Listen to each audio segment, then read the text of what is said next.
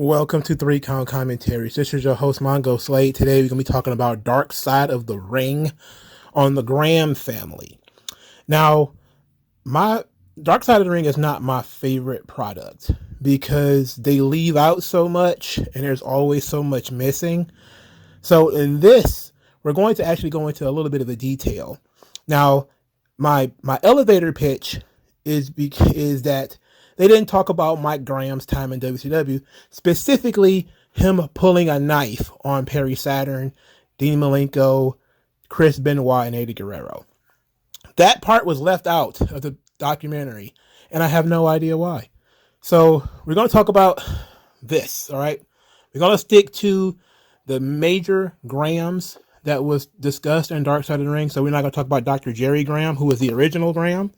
So we're going to basically talk about the Gossets. So the Gossets are the kayfabe Graham family and all the suicides, which is awful. You know, it's truly traumatic stuff.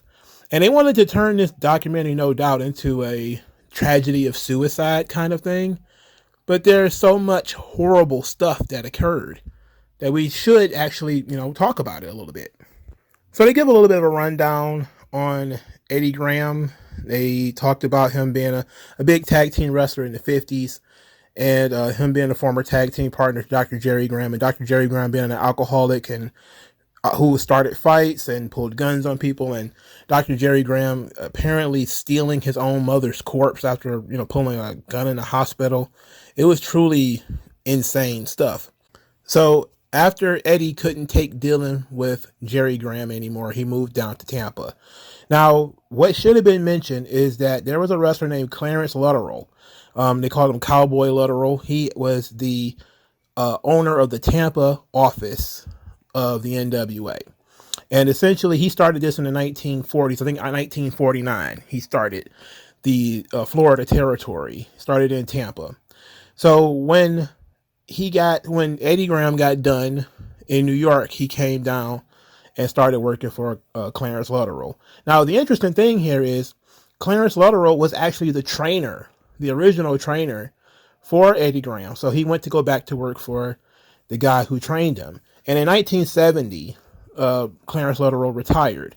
And he sold the business to Eddie Graham. So this is how Eddie Graham starts taking over the Florida territory, and he becomes the boss of Florida. So they discussed a lot of Eddie Graham's rules. Kevin Sullivan, who worked very closely with Eddie Graham, said that Eddie Graham only had 2 rules. This comes from the book Nitro, that faces and heels can never be seen together, and if you lose a fight in public, you are fired. And in the documentary, they discussed how Eddie Graham would train guys, and he was a brutal trainer. In Ole Anderson's book Inside Out, I'm going to read this entire package, so it's probably going to make a little bit more sense to you. It says, psychologically, a reputation can mean a lot. It wouldn't mean much to Lou Thez, and I understand that, but it means a lot to Joe Doe, who spends his evenings drinking beer down at the local bar. The challengers hadn't been in the competitive situations that Lou and I had been in, so all the marks have to work with is the fact that I'm a mean mother. And so he starts talking about getting into it with Mark. So he says, talking about this wrestler by the name of Bob Roop. He says, Bob Roop did the same thing. Before turning pro, Bob wrestled in the 1968 Olympics and was the national AAU champion in 1969.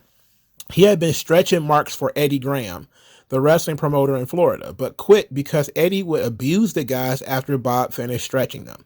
When the mark got out of the ring, Eddie would cold cock the guy. Bob didn't like the fact that Eddie took advantage of people in that fashion, so he left. That was one of the major differences between Bob and me. Bob didn't want to hurt anybody. Bob didn't believe in abusing anybody. I believed in abusing everybody, including Bob, and at least verbally. So Eddie Graham has a history of being psychotic and being abusive toward the guys that he trained and beating up on them. And in the documentary, they even discussed that he was told that, guys were told to break arms or break legs or to punch a guy in the face or something like that. And this kind of actually tracks with one of the most famous people that Eddie Graham actually trained, which is Hulk Hogan, who, he said that the guys were instructed to break his leg on day one, and they did. So Some of the guys that Eddie Graham was responsible for training include Steve Kern, who ended up being Skinner, but pretty much well known for the Fabulous Ones if you know anything about the territories. Mr. Wonderful Paul Orndorff, Bob Roop, Terry Taylor, and Bob Orton Jr.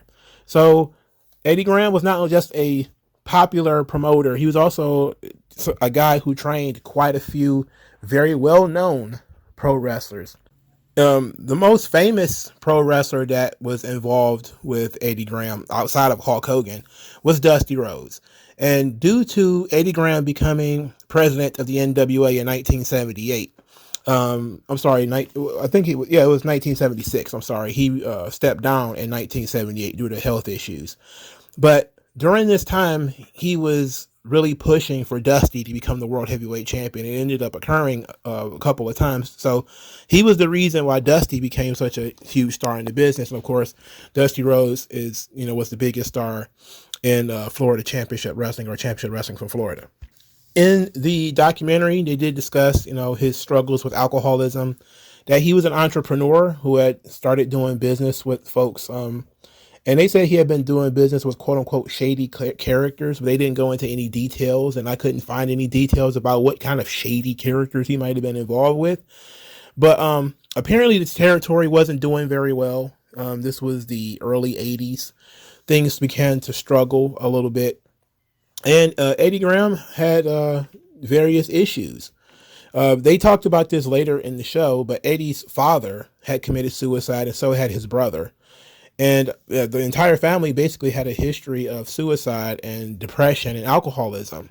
So like his brother and his dad before him, Eddie Graham committed suicide on January 21st, 1985, which was Super Bowl Sunday. Apparently, somehow he managed to shoot himself twice. I'm guessing the first one didn't take, so he did it again. It was absolutely horrific to even discuss, and this is a pretty tough situation to deal with. But you're talking about drugs and alcohol here, and somebody who had a history of alcoholism, and just being in the business and working with pain, and folks not really knowing how to deal with pain. But when you talk about Eddie Graham, they speak about him, he's known pretty much as a wrestling genius. That became sort of his legacy, is that he was a very smart booker, and he was responsible for making some really big stars. I mean, if you really study Eddie Graham, there's really some tremendous stories. For instance, in the National Wrestling Alliance book by Tim Hornbaker, it talks about how Eddie Graham actually started wrestling in 1948 when he was 18 years old with Clarence Luttrell. And he had his first match. He got paid with a turkey. Somebody gave him a turkey as payment. So, I mean, it's a very interesting guy. They talked about his endless charity with Florida Sheriff's Boys Ranch, which began in 1957, and that he always was very well known. And it's one of those situations where the guy had a really good heart in terms of making sure that, the athletic aspects of pro wrestling was taken advantage of, that he was very creative. He talked about it here, that he was very creative in the Hornbaker book, how creative he was. And he talked a lot about, his charity and stuff like that. But there's also that horrible, a guy just wants to get into the business and you snap his arm. You're pummeling a guy, after he's trained with an Olympic level wrestler, and you're punching him and kicking him in the face and all this kind of stuff. And it's kind of the duality of man when it comes to Eddie Graham, where you could take that into account that, yeah, he did really good stuff for charities, but he was also kind of sadistic. And that kind of goes back to the old, what we talked about on the channel before about old wrestlers, and that so many of them have that aspect to them, where they absolutely abuse people who was trying to get into the business, telling people to break folks' bones. B. Brian Blair, who was in the documentary, said that he was told to snap a guy's arm, and Kevin Sullivan was told that, before he started the match, that if that guy didn't leave the ring bleeding, he wasn't going to have a job afterwards. And this stuff was traumatic, because this is not the business that they were supposed to get into. And they know, and it's an unwitting opponent. There's one thing if a guy is a dickhead and you you break his arm or you punch him in the face. This is your boss telling you to go in there and shoot on this guy. And you did it because you needed the job. And who the hell wants to be a hitman for, this guy? But people did it. It's Kevin Sullivan. This was, I believe, in the book Nitro. Actually going into a little bit more detail about this. He says, when we were in Florida, Eddie Graham had two rules. One was that faces and heels couldn't be seen together. The second was if you lost a fight in public place, you were fired. Guys that wanted to be wrestlers used to get beating up by the pros. Guys used to leave with broken noses and broken faces. One time they beat a hopeful so bad, they stripped him of his clothes. I mean, think about that for a minute. You're a guy just want to get in the business. They beat you naked. They stripped you. Like, this is definitely something they should have gone into more detail about. And you can tell that if Dark Side of the Ring really wanted to pull a hit piece on somebody like they would have done maybe 2 or 3 years ago, there would have been more people here talking about, hey, Eddie Graham, his trainers broke my arm or broke my leg or whatever. And it would have been worth discussing, because this is really the dark side of the ring, is when you're trying to get into the business and people are kind of like, they're testing you to see whether you're a tough guy or not. How badly do you really want it? So you're going in there and you're getting your ass kicked, and then they test to see if you come back. If you came back, they might let you in. If you didn't, well, but it was all about reputation. It was all about protecting the business. And I guess for some people, it was worth it at the time. But to me, that's crazy. And every time I hear about, Stu Hart or Vern Gagne or Eddie Graham or any of these guys, all the people that they abused, and it's usually brought up in a context and kind of swept under the rug. Like the passage I just read about Kevin Sullivan talking about how they abuse people in Florida. The big outrage about that was that David Arquette was about to be the WCW World Champion. Like, that was the big outrage. Like, what? Eddie Graham was down there breaking people's faces, and you're going to make David Arquette the world champion? It's like, wait a minute. They was doing what down there? But, I mean, what can you do? All right. So, they also spent a lot of time in the documentary talking about Mike Graham, the son of Eddie Graham. So, Mike became a wrestler in Florida, of course, worked for his dad. He's mostly a tag team wrestler. The son of a promoter, he was constantly under a lot of pressure to be tough and, and to never allow himself to be picked on or beat up. And they fought a very stiff style down in Florida. So Mike Graham was always injured and always beat up and bloody and everything. It was suggested in the documentary that Mike Graham didn't really want to be a top guy, because the idea would be that he would only be a top guy because of his dad. So he never really asked for a bigger spot. So whether that's true or not, I mean, we probably will never know, right? So Eddie Graham fully retired from in-ring wrestling in 1980, but he was still running the business. Mike Graham joined him and helped run the company until his dad's suicide in 1985. Now, 2 years later, in 1987, the company will be sold to Jim Crockett Promotions, which of course will end up becoming WCW when it was sold to Ted Turner. So Dark Side of the Ring kind of wanted to explain the downfall of championship wrestling from Florida. And there was obviously 2 to 3 things. One was business was already on the downslide in the early 80s because Eddie Graham retired. The second was that Vince McMahon was knocking on everybody's door when it comes to the territories. And the third is that Dusty Rhodes, who was the biggest star in Florida, who was the right-hand man and was, basically the underboss for Eddie Graham, had booked it and took a ton of the talent and went to Jim Crockett Promotions. So it's very bizarre that, this is something that is discussed quite a bit. Now, Dusty's booking was blamed on Championship Wrestling for Florida going out of business too. Ole Anderson says, quote, Dusty was booking in such a way that there was little possibility of Jimmy, he's talking about Jim Crockett, making any money. Even if they sold out every building, which was unlikely, they were still spending more money than they would be making. And Crockett's promotion was a haphazard operation of the first order. And then he talks about it later. He says, when Jimmy took control of the territory, Dusty Rhodes came with a whole new format of doing business. Dusty would book 25 people on a card, which is exactly what he did in Florida. There was no reason whatsoever to use that many guys.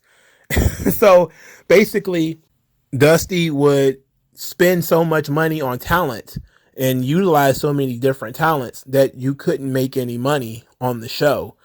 And so this was one of the things that they left out because they didn't talk about it, but I guess they wanted to talk about the Grams. But this is pretty important because Dusty did learn the book from Eddie Graham.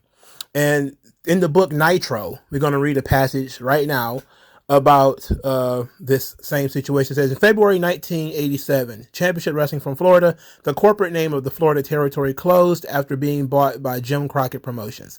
Ironically, Sullivan's on-screen adversary, Dusty Rhodes, would play a role in Jim Crockett Promotions' own demise and subsequent purchase by TBS the next year. In his own spell as a booker, Rhodes heavily relied on a match finish originally devised by Eddie Graham, a trick ending intended to gain sympathy for an unlucky babyface.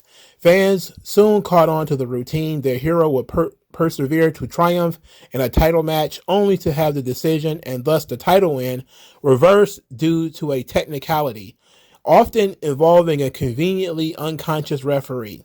In time, a variation of the Dusty finish, as it would later become known, treated fans to the ambiguous ending whereby the actual victor of a match was left unclear. Sullivan, whose role as a performer continued after CWF sale, understood clearly why the pattern of confusing finishes was occurring. Backstage politics were rife, and often the solution to resolving tensions among top-tier talents was to effectively have neither party win or lose. But in the end, of course, there was a clear loser, the fans themselves. So Dusty's booking and his talent exodus was basically blamed for the death of Championship Wrestling from Florida in 1987. Now, in Dark Side of the Ring, they did discuss that Mike Graham continued the promotion after his father died. They even used his death in a storyline with the Fabulous Freebirds. And it was suggested that Championship Wrestling from Florida was kind of left alone for a while due to Eddie Graham's relationship with Vince McMahon Sr., which kind of blossomed a little bit into a relationship with Vince McMahon Jr., which even, I believe, in Death of the Territories, it mentions that Vince actually loaned Eddie Graham Andre the Giant when his business was not doing very well. But once he was dead, things just went full born. And of course, Championship Wrestling from Florida ended up closing. Now, Mike Graham jumped ship to WCW. At this point, he was over the age of 40 or over the age of 35. He might have been nearer 40. At this point, he was basically used as a jobber to put over other talent. And he got pretty bitter. But here is the thing. Dark Side of the Ring skipped over the most important part of his WCW tenure, which is that he became a road agent. And during this time, he was best friends with Kevin Sullivan. Kevin Sullivan, of course, the Taskmaster, who was a head booker for WCW in the early years. But Taskmaster, of course, will be replaced by the booking committee later, in which he would just be on the committee. And then that was replaced with Vince Russo in 1999. But then, of course, Vince Russo collapsed, and Kevin Sullivan was given his job back. Now, this is where we get into the most important bit of this, is that Chris Benoit didn't want to be in WCW anymore. He was having a lot of issues with Kevin Sullivan due to the situation with Benoit marrying Kevin Sullivan's wife, or the relationship between the two, which had actually began years earlier. So there was a lot of uncomfortable and was a lot of heat there between Sullivan and Benoit. And Kevin Sullivan kind of wanted people to kind of gloss over that. He wanted people to say, hey, look, it's not that big of a deal. I'm over it. You two are together. It's not that big of a deal. So in the book Nitro, they talk about Kevin Sullivan booking Chris Benoit to become the world champion. It says, quote, to headline Sold Out and wrestle for the vacant belt, Sullivan and company selected Chris Benoit to face Sid Vicious. Given the history between Sullivan and Benoit, it may have been a surprising decision, but one the matchmaker felt was entirely justified. Nevertheless, having heard whispers that Benoit was unhappy with management, Sullivan asked Vicious to lose cleanly, but only in a key detail with his feet placed underneath the ropes. In accordance with the rules of professional wrestling, the subtlety provided a means to reverse the outcome, if necessary, depending on the political fallout ahead. So they basically planned a dusty finish. It says, a day later, Sullivan looked positively clairvoyant as Benoit led a band of disgruntled workers in asking for their release. Subsequently, Mike Graham, the son of Sullivan's mentor Eddie and a WCW road agent with deep loyalties to the Booker, reportedly pulled a knife on the group before Nitro. As a result, and fearing a lawsuit, Bill Bush agreed to offer complete releases to Benoit, Dean Malenko, Eddie Guerrero, and Perry Saturn. And just like that, the heart of WCW's mid-card was gone.